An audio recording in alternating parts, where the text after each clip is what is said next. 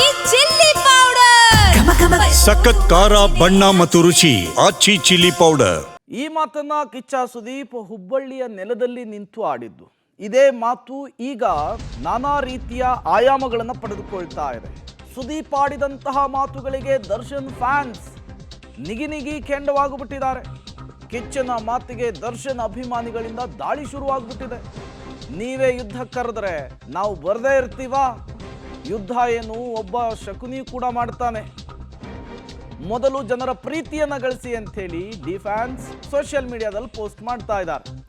ಕಿಚ್ಚನ ಮಾತಿಗೆ ಸೋಷಿಯಲ್ ಮೀಡಿಯಾದಲ್ಲಿ ದರ್ಶನ್ ಅಭಿಮಾನಿಗಳು ನಡೆಸ್ತಾ ಇರುವಂತಹ ವಾರಿದು, ಅವರು ಮಾಡ್ತಾ ಇರುವಂತಹ ಪೋಸ್ಟ್ ಇದು.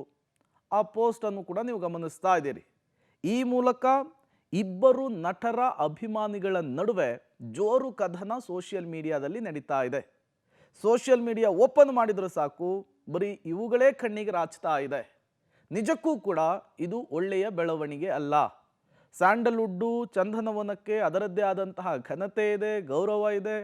ಡಾಕ್ಟರ್ ರಾಜ್ಕುಮಾರ್, ವಿಷ್ಣುವರ್ಧನ್, ಅಂಬರೀಷ್ ಅವರು ನಡೆದು ಬಂದಂತಹ ಹಾದಿ ಇವರಿಗೆಲ್ರಿಗೂ ಕೂಡ ಮಾದರಿ ಆಗಬೇಕಿತ್ತು. ಬಟ್ ಈಗ ಇವರ ಅಭಿಮಾನಿಗಳು ನಡೆಸ್ತಾ ಇರುವಂತಹ ರೀತಿ, ಇವರುಗಳು ನಡೆದುಕೊಳ್ತಾ ಇರುವಂತಹ ರೀತಿ ನಿಜಕ್ಕೂ ಕೂಡ ಶೋಭೆ ತರುವಂತಹ ಕೆಲಸ ಅಲ್ಲ. ಇದೇನೇ ಈಗ ಜೋರು ಚರ್ಚೆ ಆಗ್ತಾ ಇರುವಂಥದ್ದು.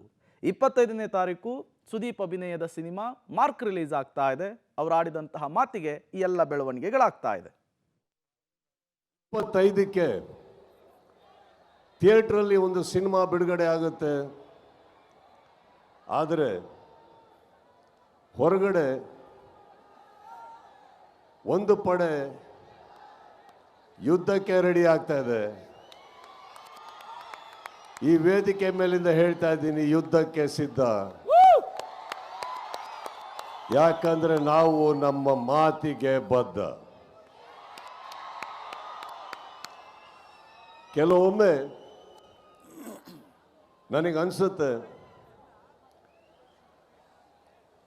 ಸೈಲೆಂಟ್ ಆಗಿರೋದು ಒಳ್ಳೆಯದೋ ಕೆಟ್ಟದೋ ಗೊತ್ತಿಲ್ಲ, ಆದರೆ ನಿಮಗಳಿಗೋಸ್ಕರ, ನನ್ನ ಸ್ನೇಹಿತರು ನೀವೆಲ್ಲ ಚೆನ್ನಾಗಿರಬೇಕು ಅನ್ನೋ ಒಂದೇ ಒಂದು ಕಾರಣಕ್ಕೋಸ್ಕರ ನಾವೆಲ್ಲರೂ ಒಳ್ಳೆಯ ಹೆಸರಲ್ಲಿ ಇರಬೇಕು ಅನ್ನೋ ಒಂದೇ ಕಾರಣಕ್ಕೆ ನಾನು ಬಾಯಿ ಎಲ್ಲದನ್ನು ಮುಚ್ಕೊಂಡಿದ್ದೆ ಹೊರತು ಬಾಯಿ ಇಲ್ಲ ಅಂತಲ್ಲ.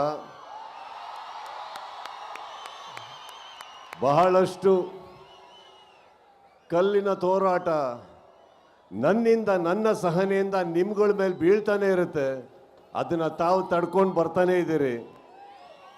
ಈಗ ಹೇಳ್ತಾ ಇದ್ದೀನಿ, ತಡೆಯೋ ತನಕ ತಡೀರಿ, ಮಾತಾಡೋ ಟೈಮಲ್ಲಿ ಮಾತಾಡಿ. 25ಕ್ಕೆ ಥಿಯೇಟ್ರಲ್ಲಿ ಒಂದು ಸಿನಿಮಾ ಬಿಡುಗಡೆ ಆಗುತ್ತೆ. ಇದು ಕಿಚ್ಚ ಸುದೀಪ್ ಅವರು ಹುಬ್ಬಳ್ಳಿಯಲ್ಲಾಡಿದಂತಹ ಮಾತು. ಇದೇ ಮಾತಿಗೆ ಈಗ ದರ್ಶನ್ ಅಭಿಮಾನಿಗಳು ರೊಚ್ಚಿಗೆದ್ದಿರುವಂಥದ್ದು.